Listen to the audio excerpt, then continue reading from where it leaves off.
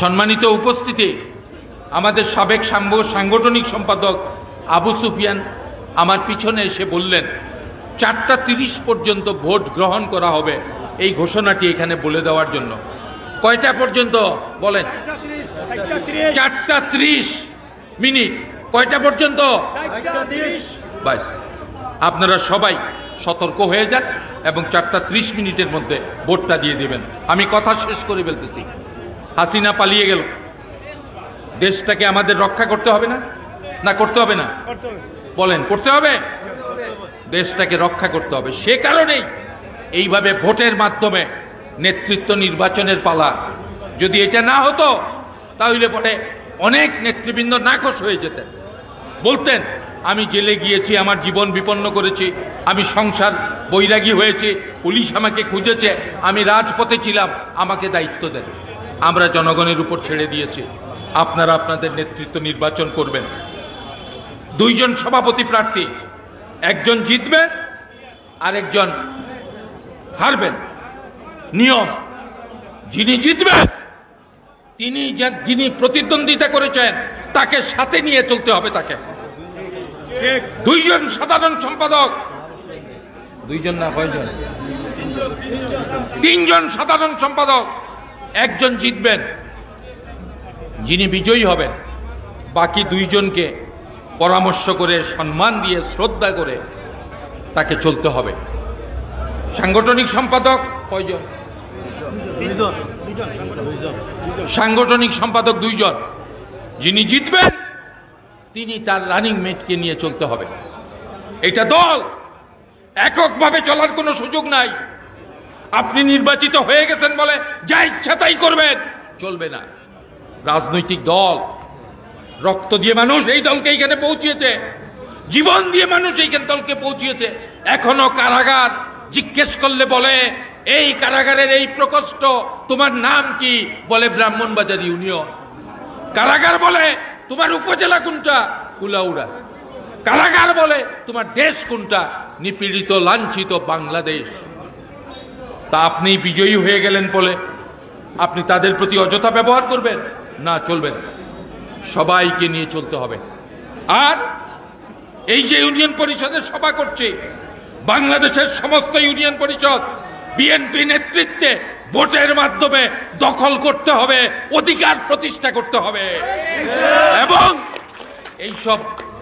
এইসব সংস্থাগুলো যারা উপজেলা, জেলা পরিষদ যেগুলো দখল করেছিল, ভোটের মাধ্যমে এই দখলের প্রক্রিয়া নস্যাৎ করে জনগণের রাজত্বকে কায়েম করতে হবে।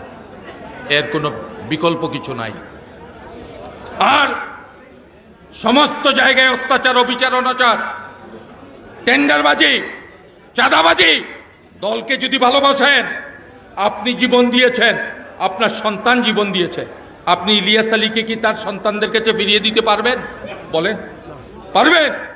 আপনার ক্ষমতা আছে ইলিয়াস আলীকে দেওয়ার জন্য? আপনি জিয়াউর রহমান সাহেবের ছেলে আরাফাত রহমান কোকো মালয়েশিয়ায় হার্ট অ্যাটাক করে মৃত্যুবরণ করেছে, যখন দেখেছে তার মাকে বালুর বস্তা দিয়ে বাড়ির মধ্যে আবদ্ধ রেখে খাবার বন্ধ করে দিয়ে বিদ্যুৎ বন্ধ করে দিয়ে তাকে হত্যা করতে চায়, তিনি হার্ট অ্যাটাক করে মারা গেছেন। আপনি পারবেন আরাফাত রহমান কোকোকে খালেদা জিয়ার কোলে ফিরিয়ে দিতে? শর্মিলা আহমেদ, আরাফাত রহমান কোকোর স্ত্রী, তার কাছে তার স্বামীকে ফিরিয়ে দিতে পারবেন? পারবেন? বলেন, পারবেন? যদি না পেরে থাকেন, তাদের আত্ম উৎসর্গের উপর দাঁড়িয়ে দলটাকে সুন্দরভাবে এগিয়ে নেন। হিংসা নয়, বিদ্বেষ নয়, হানাহানি নয়, মারামারি নয়, কাটাকাটি নয়, দলকে সুন্দরভাবে পরিচালনা করেন।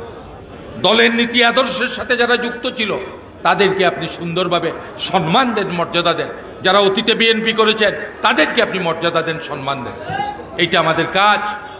তা যদি আমরা করি, দল সুসংগঠিত হবে, দল এগিয়ে যাবে। আপনি চান না আপনার এমপি, আপনার মনোনীত প্রার্থী কুলাউড়াতে নির্বাচিত হয়ে সংসদে গিয়ে আপনার কথা বলুক? আপনি চান না?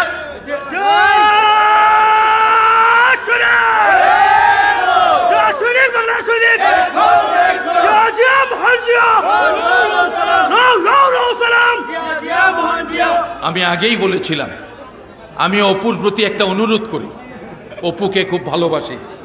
অনুরোধটা হচ্ছে, সে যেভাবে একটা ত্যাগী মানুষ, যেভাবে গগনবিদারী স্লোগান দেয়, আরও অপুদের সংখ্যা বাড়াক, ঘরে ঘরে অপুরা জন্ম নেক, এইভাবে নেতাকর্মী তৈরি হোক। তো সম্মানিত উপস্থিতি, যে কথা বলছিলাম, আসেন ব্রাহ্মণবাজার থেকে আমরা শুরু করি, সুন্দরভাবে শুরু করি। সমস্ত মোহ, সমস্ত দ্বিধাদ্বন্দ্ব, সমস্ত ত্যাগ তিতিক্ষা সব কিছুকে বিবেচনা রেখে আপনার মন মতো প্রার্থীকে ভোট দেবেন। আপনার সভাপতি 2 জন, আপনার সাধারণ সম্পাদক 3 জন, আপনার সাংগঠনিক সম্পাদক, সাংগঠনিক কয়জন? 2 জন, সাংগঠনিক সম্পাদক 2 জন। এই তো আপনার সংসার, সবাইকে নিয়ে মিলেমিশে চলবেন। আর আর বিএনপির বিরুদ্ধে ষড়যন্ত্র চলছে। তত্ত্বাবধায়ক সরকার বলেছে ফেব্রুয়ারি মাসে নির্বাচন। কেউ কেউ দেখবেন এখনো বলে নির্বাচন হবে নাকি, তো হবে না। এইভাবে নির্বাচনের বিরুদ্ধে প্রভাব সৃষ্টি করতে চায়। আপনারা জীবনের সর্বশক্তি দিয়ে ফেব্রুয়ারির নির্বাচনকে নিশ্চিত করবে। ফেব্রুয়ারিতে নির্বাচন দিতে হবে। নির্বাচন যদি না হয়, বাংলাদেশের অস্তিত্ব বিপন্ন হবে। 17 বছরে আমাদের লড়াই সংগ্রাম ক্ষতিগ্রস্ত হবে। আমাদের বেঁচে থাকা না থাকা সমান হয়ে যাবে। ওই যে বলেছিলাম, অপু সাধু একা স্লোগান দেয়, এখন দেখি না। এই যে আমাদের আরেক অপু আছে, তিনিও স্লোগান দিয়েছেন। এটা ধন্যবাদ দেন, হাততালি দেন।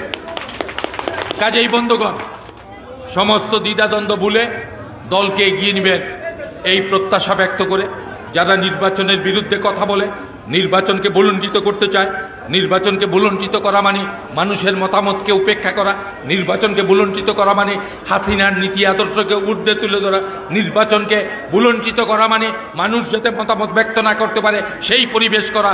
আসুন আমরা সময়ের সর্বশক্তি দিয়ে, জীবনের সর্বশক্তি দিয়ে ফেব্রুয়ারির নির্বাচনের জন্য প্রস্তুতি গ্রহণ করে আমাদের মনোনীত প্রার্থীকে বিজয়ী করে জাতীয় সংসদে পাঠাই।